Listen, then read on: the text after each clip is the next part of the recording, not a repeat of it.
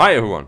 Today we're reviewing the album Revolution Radio by Green Day. Now, if you notice my voice is a little weird or a little lower or a little raspy, I'm recovering from COVID, so that's probably why. So, Revolution Radio, the album from 2016. We start this album off with Somewhere Now. The song starts off with an acoustic guitar intro that takes about 40-45 seconds, and then it bursts into the guitars that we love from Green Day. The tone reminds me a lot of the 21st Century Breakdown and American Idiot era, and I really do like the multiple guitars strumming, making this nicely flowing rhythm. And Billie Joe's vocals sound as amazing as ever. Trey is killing it on the drums as usual, and Mike Dirnt's bass work is also very good in this song. Nothing very spectacular, but still good nonetheless. And then we go to the first single that was released out of this album, Bang Bang. And if you ask me, Bang Bang is more like a sped up or slowed down, I don't even know, let me check.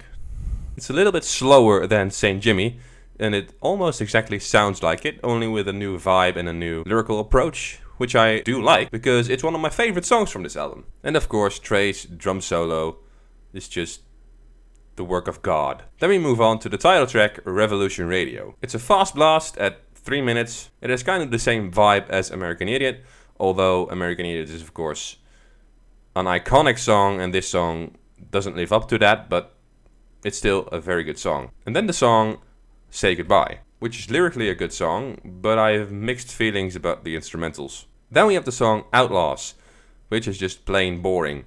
For Green Day standards, it's a 5-minute track that is very stale and gets boring soon. Then we have the track Bouncing Off the Walls, another short, fast and highly energetic track that just gets you jumping.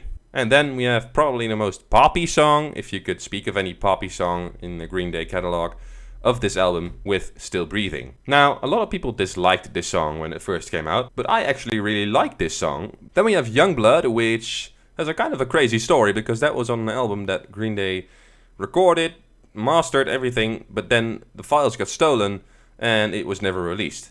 So this song was probably a song on that album, preferred by Billie Joe.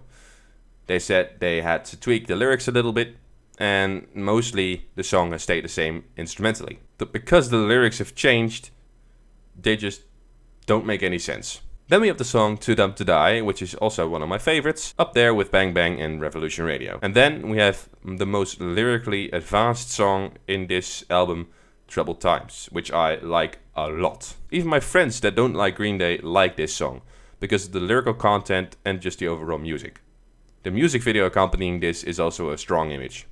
Then we have a nearly 7-minute song with Forever Now, which is a continuation of Somewhere Now, and you can hear that a lot, but it's not that great. Green Day has released better, longer songs than this. And we close the album off with Ordinary World, an acoustic cut just sung by Billie Joe alone and an acoustic guitar like he did with Good Riddance, only this song doesn't nearly have as much features or as much instrumentation as Good Riddance had. But overall, I really like this album. I think it's a bounce back from the trilogy they released before that, although Green Day now is not that special anymore with the release of Father of All 2 years ago. But I saw them live in Groningen a couple weeks ago and they were just as amazing as ever, so that put my hope back in them a little more. But this album, I think I'm gonna give it an 8 out of 10, and that's all I'm gonna say for today. So I hope you all enjoyed this video. If you did, please like, share and subscribe, and then I'll see you all very soon in the next video.